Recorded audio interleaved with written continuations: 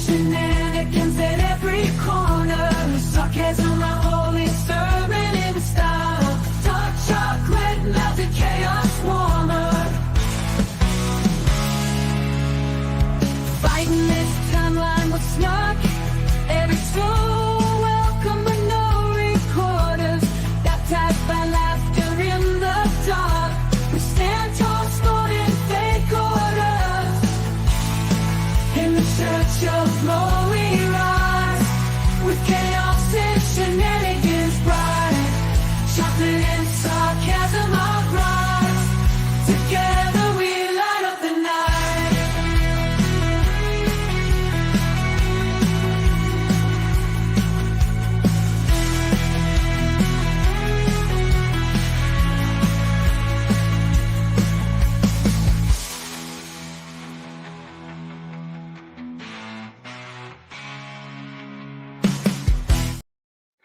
Good morning, everyone. It is the 5th of November, and it is Election Day.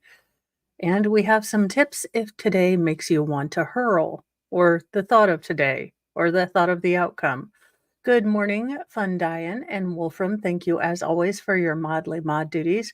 Good morning, Christine and Boomher. Congratulations. Good job exercising your right to vote.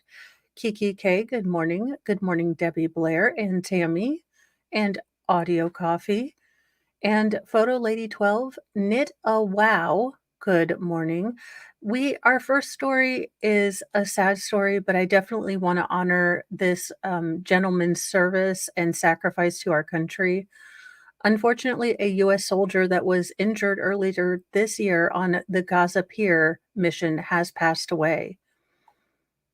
A U.S. soldier who was critically injured over the summer while on temporary Gaza Pier mission has passed away last week, the Army said Monday. The soldier, 23-year-old Sergeant Quandarius Devon Stanley, was one of 3 U.S. service members who were injured in non-combat incidents during the mission, though 2 were immediately returned to duty after suffering very minor injuries. He was assigned to the 7th Transportation Brigade Expeditionary, out of the Joint Base Langley, Eustis, Virginia. Stanley was recently medically retired by his unit because his injuries meant that he would be unable to continue his military service, a defense official said. He passed away on October 31st. Quote, Stanley was injured supporting the mission that delivered humanitarian aid to Gaza in May 2024 and was receiving treatment in a long-term care medical center. Captain Shakia Milford Glover said as a spokesperson for the 3rd Expeditionary Sustainment Command Monday. Sergeant Quandarius Stanley was instrumental and well-respected first-line leader in the 7th Transportation Brigade Expeditionary, TBX, especially during the mission to provide humanitarian assistance to the people of Gaza. Colonel John Eddie Gray, commander of the 7th TBX, said Monday, "We will continue to provide support to his family during this difficult time. Our entire unit mourns alongside his family."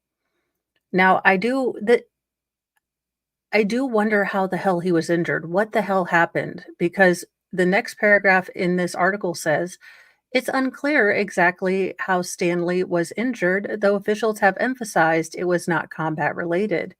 Stanley's injury, as well as the minor injuries of the 2 other troops, were confirmed by Vice Admiral Bradley Cooper and Deputy Commander of U.S. Central Command, who told reporters in May one individual was undergoing care at an Israeli local hospital.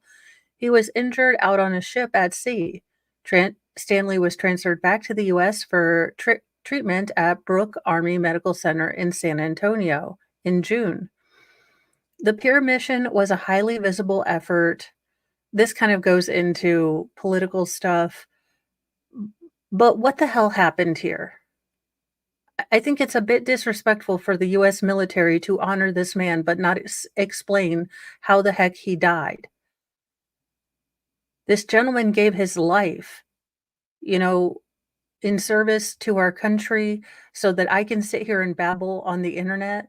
And it seems like, there was an accident or something, but to not know the full truth is a bit upsetting so we can prevent it the next time.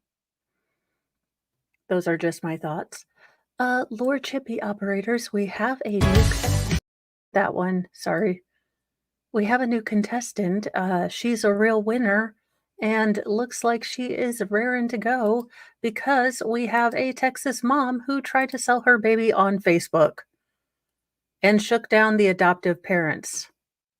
What a gem. A pregnant woman tried to sell her baby on Facebook to the quote unquote highest bidder and shook down adoptive parents. Yeah, look at the mugshot and not shocked. A 21-year-old Texas woman tried to sell her unborn baby to the highest bidder and shook down would be desperate adoptive parents for cash in the maternity ward, according to police. Juniper Bryson posted it in September on a group for adoptive parents looking for adoptive parents just days before she was set to give birth. One of her alleged marks was Wendy Williams, who responded to the post, signed legal paperwork to adopt the baby, and traveled to the hospital for the birth, Williams told ABC 13. But at the maternity ward, she learned the adoption was a scam. What an unbelievable trollop. What an absolute soul-sucking demon. People that can't have children, people that desperately wish to have children, to play with their emotions, to dangle something they so love and so want, and, have probably, been on a journey for years to try to have, and then to scam people, it's the grossest, lowest level of humanity. I swear to goodness. In reality, Bryson had spent the last days of her pregnancy shopping the unborn baby around online and demanding cash payments from would-be parents, and was, quote, waiting for the highest bid. That's it. I'm having Mr. Mo do a virusy sweep thing on my computer when he gets home. But basically, she was shopping this around. She was like, "Look, I need the highest bidder. I need this, that, and the other." And just being an absolute gross, disgusting human being. Let's see. Her effort to sell the child began as early as September 21st, just 3 days before the baby was born, when Bryson asked a distant relative for help finding a home for her son, court documents allege. The relative then wrote a Facebook post that said she needs someone there during labor to take the baby boy home. She doesn't want him going into foster care. But in a follow up message exchange, Bryson told the relative that whomever takes the child was going to have to compensate, phone records show, prompting the relatives to respond with, "That's illegal." The next day, Bryson wrote a message on a Facebook group that connects birth mothers with adoptive parents. Uh, there we go. How much do you want for the baby? It's not even like that, just enough to move into an apartment so I can work and get a job, get something or a down payment. Uh, yeah, so just the grossness of grossness. She didn't mention wanting payment, but as potential adopters reached out, Bryson demanded quote unquote compensation, growing hostile or cutting the conversation short at the first time signs of hesitation. One same sex couple had driven halfway to Houston from Louisiana when they got a message from Bryson asking for a $150 money transfer. The couple said they wanted to discuss the matter over the phone, but Bryson refused to pick up and called them full of ish and wrote, "Don't text me or don't text my MFing phone again unless it's sent." Meanwhile, Bryson allegedly strung along other hopeful parents, including Williams, who had traveled to the hospital to be present at the birth. Williams, who is a licensed foster care provider, got wise to the scheme after Bryson gave birth on September 24th. Bryson named Williams in a Facebook post, prompting a flood of angry messages from concerned citizens. A lot of people started commenting really ugly things, William told ABC 13.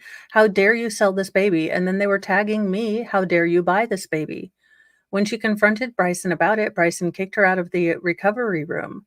That's when Williams called Child Protective Services, which contacted the police.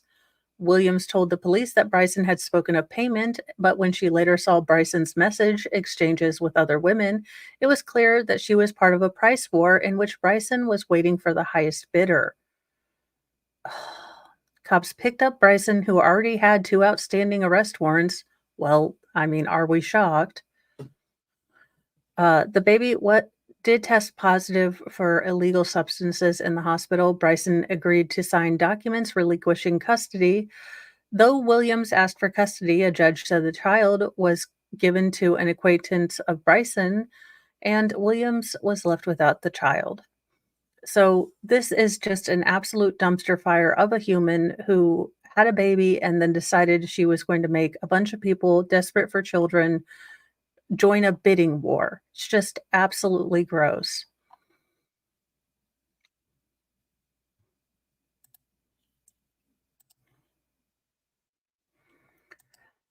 A TikTok star, another kind of sad story, but a TikToker, Bella Bradford, announced her own, well, death at 24 during the final stages of a rare but terminal cancer.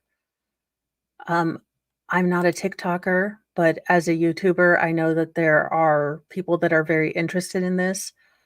TikTok star Bella Bradford has died at the age of 24, but not before filming a final video on social media app, letting everyone know it would be her last. Bradford was battling a rare form of cancer called rhabdomyosarcoma in her jaw muscle. She was diagnosed with the illness in 2021.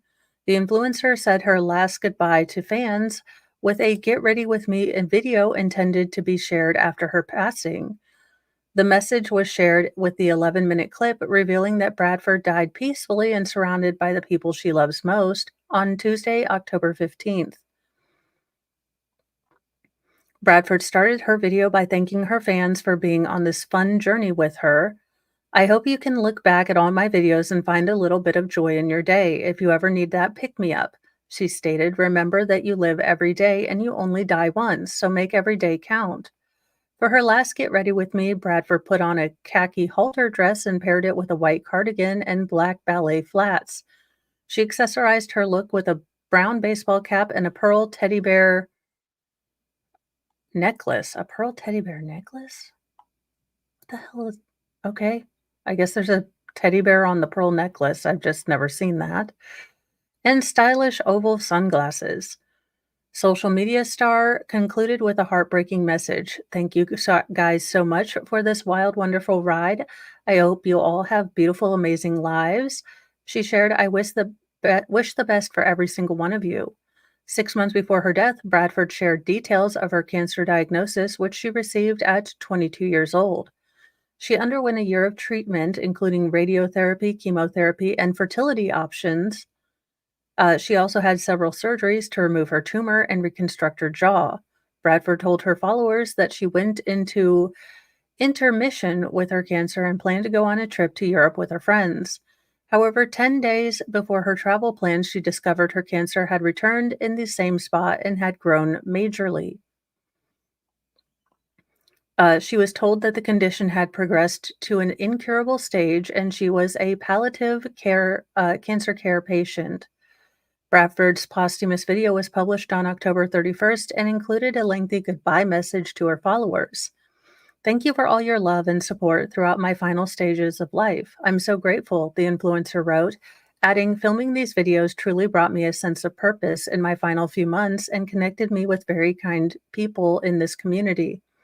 She once again thanked her TikTok supporters for a beautiful life and wished them a beautiful life in return. A reminder to live each day with as much significance as the next. What a privilege it is to grow old. Thank you for allowing me to be myself on this platform. I really feel excited each day to jump up on here and connect over our shared love of life and fashion. You know, I've never uh, seen this person's stuff, but what a beautiful message to just put out there. You know, she is right. It might sound cliche, but we live every day and we only die once. And what a positive message to put out there, especially on today when I know, You might be in sort of a level of stress or, fear or maybe just anxiety. This is one day, absolutely one day. And yeah, it's probably going to be a little bit weird and it's probably going to be cray cray, but we'll get through this and we can live and do positive things in our small little circle. Now, I did promise this on TikTok, but apparently this person is a gut brain expert. And here are three things to do if you feel like you're going to hurl on today, election day. I would suggest getting a regular, can of Coke. That always helped me during all morning sicknesses. But, I'm not a doctorologist. One bipartisan issue on this election day: no one wants to puke. But with stress and anxiety over such a high stakes race sending Americans running to the pharmacy's stomach aisle, a psychologist says there's a few tips that you can use to calm your tummy as it flips, twists, and crawls up into your throat while you're watching the results come in. Your mental and digestive health are deeply connected, particularly in stressful times. OC Health's lead gut brain specialist, Mariah Cornelli, uh, psychologist D, so I guess she's got a D after I'm not a doctorologist. Stress isn't just in your head. Stress can easily disrupt your gut functioning just due to that gut brain connection. That can lead to a whole host of digestive issues, including, well, the trots, constipation, cramps, bloating, heartburn, acid reflux, and of course, nausea. I've noticed such an influx of patients, no matter where they go on the political spectrum, who are experiencing gastrointestinal problems because they're anticipating the election. You're not just imagining you're sick either. The gut has its own nervous system, Cornelli explained, which responds to stressors independently of your central nervous system. Well, that would explain all of middle school. So when we experience stress, it's like worrying about a major event such as a landmark election. Our body's fight or flight response kicks in. She says, noting that that leads to the release of hormones like adrenaline and cortisol, which can disrupt digestive functioning. Ultimately, we can't control everything happening around us, like the outcome of a major election. We can control how your body responds by taking these proactive steps that can really help protect your overall well being. So, this is the lady we are going to turn to learn how to not, upchuck tonight, at least unless you want to. I mean, however you choose to party, you want to get a Sarah Boone bottle of wine, face the consequences. You do you. I am not y'all's mom. Do some belly breathing. Corneli's first tip is a simple one and easy to do unnoticed if you're in a room full of people. Diaphragmatic or belly breathing involves deeply breathing into your belly for a few counts, then exhaling for a few counts on a slightly slower count. What happens is you are lowering your stress hormones, you're easing your gut discomfort, and it's a simple but powerful way to settle both your mind and your stomach. Get grounded in 5, 4, 3, 2, 1. It's unrealistic to expect most people to tune out on Tuesday and lower their exposure to the electoral map madness, so Cornelli suggests using a mindfulness technique. If you're following election coverage and you're feeling pretty overwhelmed, you can use a grounding exercise which uses your five senses. First, mentally take note of five things you can see in the environment around you. Then notice four things you can touch, three things you can hear, two things you can smell, and one thing you can taste. What you're doing is bringing yourself back to the present and away from those anxious thoughts or feelings you might be experiencing, which essentially gives your digestive system a chance to become settled. Practice thought diffusion. Well, I mean, I thought that was what the wind was for, but okay. Tip number three is a cognitive behavioral therapy technique called diffusion. This technique is really helpful for when your mind is getting flooded with anxiety provoking thoughts like, what if the candidate I support doesn't win? Or what if the outcome changes everything for the worst? Rather than ignoring the negative thoughts, this trick is to give them less power over you. Quote, acknowledge that a stressful thought is just that, a thought, not necessarily a fact, she advised. You can practice labeling the thought. So instead of crying, I'm so worried about the outcome, you can say, I'm having a thought that I'm worried about the outcome. And this subtle shift can help you gain distance from the thought, reducing its emotional growth.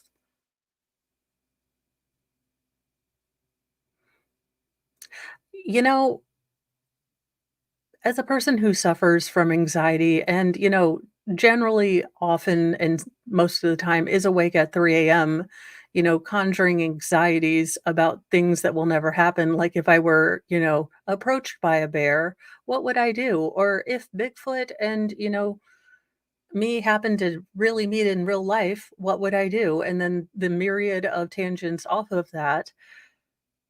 I don't know that I would be able to process this when I'm extremely anxious. I don't know that I'd be able to say, "Yes, you're having anxiety over the fact that your daughter's car broke down and we don't know whether it's the alternator or the battery, and you know F all about cars." But that's just a thought. I am confused. I don't think that would work for me. Honest to goodness, probably the senses thing is gonna work for me, but this is like, it's just a thought, and my brain's gonna say, screw you, we think for a living. How dare you? How dare you, limit us to just a thought?" Brain coming in like all hot and heavy. "How dare you? We do all the thinking around here." Yeah, and look, today is gonna happen regardless of what any of us want, and we'll figure it out. We'll figure it out, and hopefully people don't go absolutely, craze-tastic, but, just try not to let it be the cornerstone of your life. Politics is important, but it's not your life. It's not your family, it's not your friends. It's not, the people you see every day. It's important, but it's not, and we give it so much weight, and we're saturated with so many, ads and everything else. I was trying to watch freaking Futurama because, I wanted to kind of disconnect, and every 5 seconds, there was a daggone, election commercial, and I was so irritated, I went back and just listened to the calming voice of Dr. G, where he's simply speculating about what could be happening in a situation like this. It's ridiculous. Uh, yeah, so this one, I don't even think Lord Chippy could stomach this, so all attendance on standby, but I think Lord Chippy would need some deep belly breathing for these 3 dead-end links on the evolutionary track. Extreme signs of deterioration. A mother, father, and son allowed a severely disabled 14-year-old girl to waste away in a crib where she was covered in her own waste. Again, I think Lord Chippy would develop, some kind of septicemia if he had to eat all of these people. So we're going to let the sun deal with these people. And I mean the sun as in our star. We're just launching them. 3 members of the same South Carolina family will spend the next several days behind bars for the neglect and, CA, and then unaliving of their severely disabled sister and daughter. Heather Brainard, 14, or Baynard, sorry, died in Spartansburg Medical Center on April 11th, 2022. The next day, law enforcement executed a search warrant at the Baynard house on Camp Ferry Road in Gaffney, a small town known as the Peach of South Carolina and the Cherokee County seat. Another search would follow. Neither time did deputies like what they found inside. The Baynard home was in a sad state. The smell of human waste was prevalent throughout, law enforcement observed. The victim was forced to live amid it all and more. In warrants, Heather was referred to as medically fragile. The family members said that she suffered from cerebral palsy. Deputies wrote that she was kept in deplorable conditions, specifically filled with garbage infested with roaches and covered in both animal and human waste. And the crib, even in the crib that she lived in. So somehow the animals would get in there also and just add to the absolute filth, disgustingness. How can you live like this? I understand that the hoarders have some sort of mental disorder, so I'm not trying to make fun of mental disorders, but I notice when my house is trashed. I might not always be in a physical place that I can do more than take Lysol wipes to try to wipe down the hand marks on like the walls. But how do you live like this? I don't get it. What is broken in you that, says this is okay? This is how you should treat your daughter, your children, the animals that you've been entrusted with, the house that you live in. Like, who lives like this? During a 4-day long trial that began and ended this week, Seventh Circuit Solicitor Barry J. Barnett told jurors that the animal excrement broke down Heather's skin and other tissues, according to courtroom reporters in Spartanburg. The prosecutor, in graphic terms, also said that Heather's body showed extreme signs of disintegration. One witness at the hospital where the girl died described her legs as having the appearance of raw meat. Okay, forget the sun. We're sending these guys just into the void of space. I don't want to ruin our sun. In the home, dogs contributed to the deplorable conditions, Cherokee County Sheriff Steve Muller wrote in one court document. A lot of waste in the home from both cats and dogs. The smell of ammonia was huge. In May 2022, Heather's father and mother, Dave Baynard, 55, and Bobby Joe Baynard, 44, were charged with her murder. Later, the girl's brother, Edward Vincent Baynard, 22, was also charged with her murder as well as crimes related to the conditions of the house. The son, the son is a registered respite nurse. Are you flippin' doggone kidding me? Sir, and you allowed this with your stupid Jim Brewer eyes? You look high AF, so I don't know that I would trust you to be my nurse, but absolutely just ridiculous. More than 40 animals were rescued from the residence following an investigation into the girl's death by South Carolina Law Enforcement Division. One of the animals found inside was already passed away. Two of the puppies had to be euthanized due to the state that they were found in.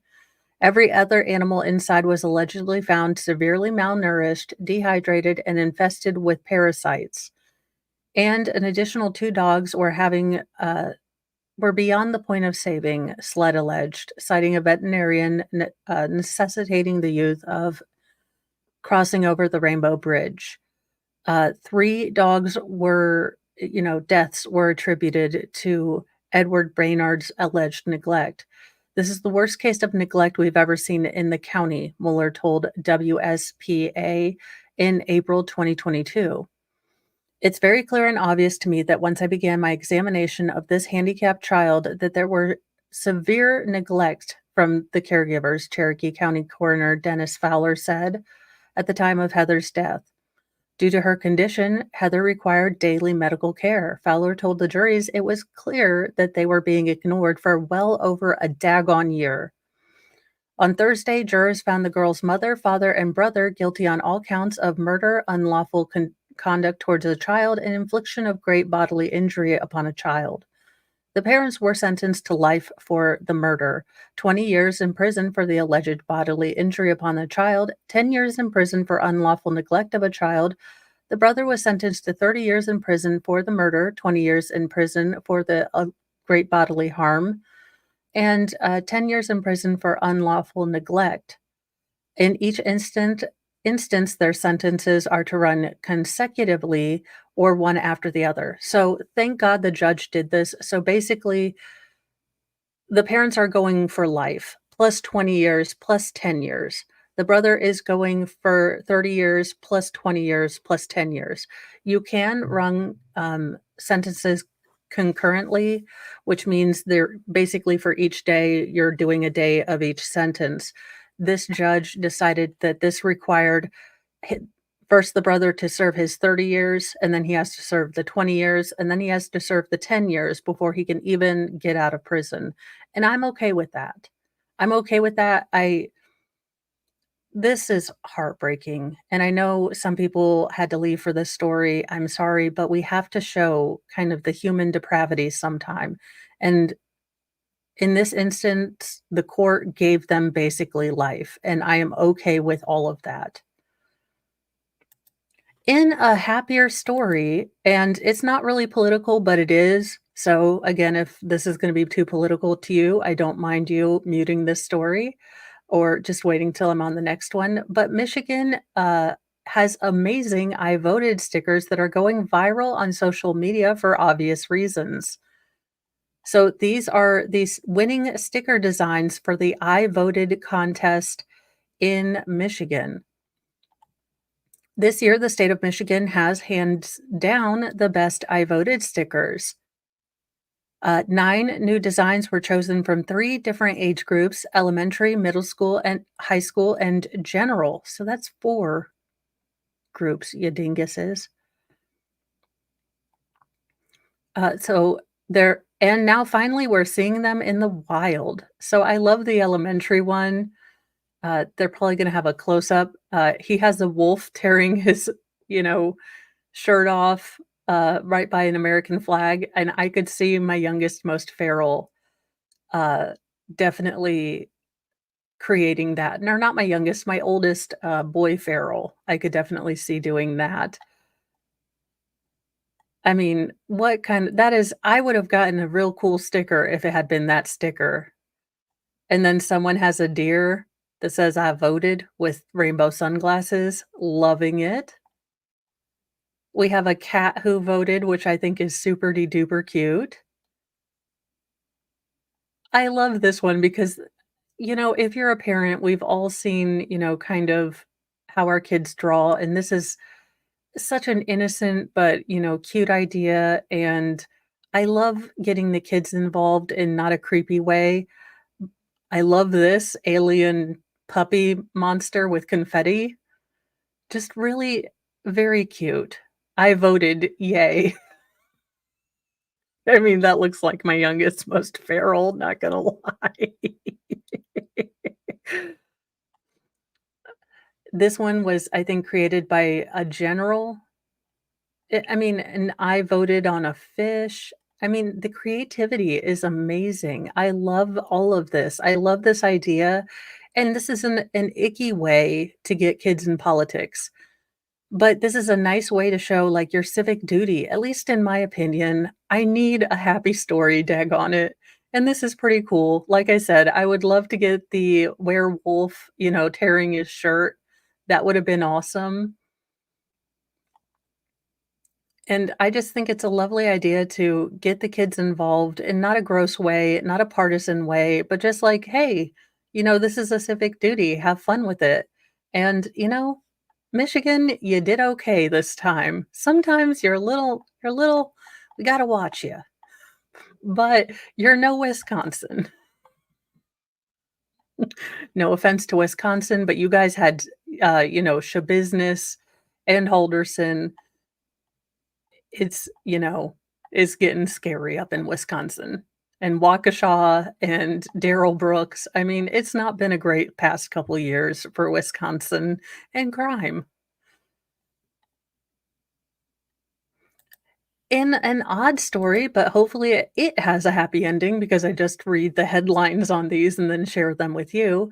2 women realized they were swapped at birth 50 years ago after a DNA test. This sounds like a nightmare. Hopefully, it has a happy ending. A DNA test led 2 women to discover that they had been switched at birth 50 years ago. 2 women in England have just learned that they went home with the wrong families after being born at the same hospital in 1967, making it the first confirmed case of a baby switch at in the UK's National Health Service, or NHS. The discovery began in 2021 when Tony, after receiving a DNA home testing kit for Christmas, learned that he had a sister, but not the one he had grown up with, the BBC reports. His test results pointed to a woman known by the pseudonym Claire as his sibling. Reaching out for clarification, Tony connected with Claire, who had taken her own DNA test 2 years earlier. Her results had already raised questions, showing no links to her parents' birthplace and revealing a genetic tie to a family member she never met. As Claire and Tony exchanged messages, they pieced together a startling realization. Tony's sister, Jessica, and Claire were born at the same hospital at the same time around 55 years ago. The more they compared notes, the more they'd been convinced that they were part of a mix up and that they had, in fact, been switched at birth. Let's see here. Claire shared with the broadcaster that she decided to meet the family when she suspected that family might be her own, saying, I wanted to see them, meet them, talk to them, and embrace them. When she eventually drove to Tony and his mother, Joan's home in a village coincidentally passed through often by her on her commute, the pieces of the puzzle finally started to sit. She recalled, I looked at Joan and I said, oh my God, I've got your eyes. We have the same eyes. Oh my God, I look like someone. It just felt right, Joan told the outlet. I thought she looked just like I did in my younger days. Claire also discovered that she was actually a day older than she always believed, born just a few hours earlier than her official records indicated. My birth certificate is wrong, my passport, my driver's license, everything is wrong, she revealed. Following a Freedom of Information request from the BBC, the NHS initially stated it had no recorded incidents of babies being sent home with the wrong parents. But after Claire met with Joan, Tony contacted the NHS trust responsible for the hospital where the women were born. The NHS resolution acknowledged the switch was an appalling error, has accepted legal liability, and noted that compensation discussions were ongoing due to the unique and complex circumstances of the case. I really do hope that both families are able to welcome the other family in. I couldn't imagine the whirlwind of emotions that would have to come with both feeling like you're gaining a child that you never knew and also feeling like you possibly are losing a child that you've raised and, taken into your heart because DNA doesn't make the family. It doesn't. Love makes the family. And I can't imagine having all those feelings.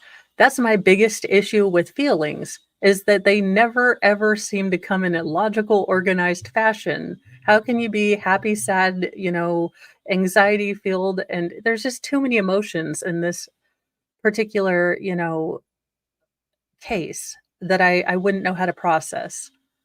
But I'm not the best at processing feelings, to be honest. Well, if you would like to challenge the Selena Gomez memorabilia, record in the world, you are going to have to get more than 1,308 pieces of Selena-abilia to break this record because, it is on like Donkey Kong. A Texas man is officially a Guinness World Record holder thanks to his collection of 1,308 pieces of memorabilia related to late pop star Selena Quintanilla. Andrew Longoria tallied his collection in Lake Jackson and submitted evidence to Guinness World Records, which determined he successfully took the record with 1,308 pieces of qualifying memorabilia. Longoria's items include albums, tote bags, t-shirts, dolls, officially branded jeans, and more. He said he became a Selena fan in 1997 when his grandmother bought him Dreaming of You CD 2 years after the singer's death. Longoria said his collecting habit was inspired by his grandmother, who amassed an impressive amount of Elvis memorabilia. Longoria told KXAN TV he was over the moon to discover his record bid was successful. So there you go. If you would like to, challenge for the Selena title, you need to get on it chop chop. Also, I didn't know she had a Funko Pop, but that is the funnest Funko Pop I've seen in a while. I love glitter, you guys know me, so I'm like, "It has glitter! We are sold." And then our final story is about a mutt that was known as Houdini for his ability to elude capture, finally is off the streets. Hopefully he wasn't in, New York City because off the streets means something completely different. Rest in peace, Peanut and Fred. But there you go. Dubbed on social media as Houdini of New Orleans' mid-city neighborhood, Scrim, a scruffy mixed breed dog that was on the lam for more than 6 months after escaping his yard, has finally been caught. The 13-pound runaway was captured Wednesday night with the use of a tranquilizer dart. Not a hot dog? Come on, hot dog. Like, that's how you get dogs to come back to you. Hot dog, not tranquilizer dart. New Orleans news outlets report that he was missing a chunk out of his ear and had some obvious abrasions. Also, x rays revealed two projectiles, possibly. What? Okay, a trained, dog professional catcher that uses a tranquilizer dart to not cause the dog any more, suffering. Okay. But whoever shot at this animal with a small force multiplier caliber or air rifle pellets, special place in hell for you dudes or chicks or zimzers, but a special place. A veterinarian, Dr. Mary Miller, told the Times-Picayune and New Orleans Advocate that she couldn't be positive what type of weapon had been used since she decided to leave the projectiles embedded in the dog's flesh. "We're not going to remove them," Miller said, "because they're not going to cause an issue." Despite his injuries, Miller said that Scrim's condition wasn't awful. Michelle Charmé, owner of a nonprofit, Zeus Rescues in New Orleans, said she rescued Scrim from a South Louisiana dog pound where he was in jeopardy of being put down. Scrim was eventually adopted by a family in Mid-City but soon escaped. He soon became the talk of the town and a bit of a star on social media where people posted videos from cell phones and security cameras whenever he was spotted. But he managed to elude traps and would-be captors with nets and tranquilizer guns until Wednesday. Finally, Charmé got the call that Scrimp had been sighted. She grabbed her tranquilizer gun and a group of volunteers showed up at the scene. "We got him," Charmé posted on a social media Wednesday night.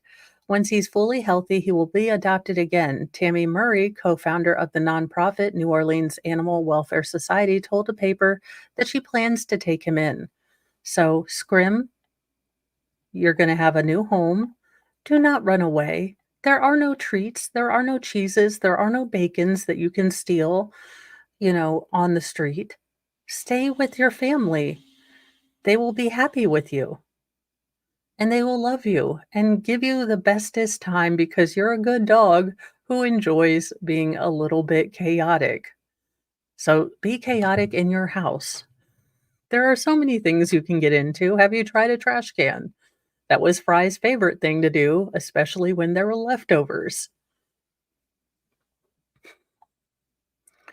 Yeah, that story is all of the ridiculous. So, in closing, you guys, I figured I'd let you see my very, very fun shirt for Election Day.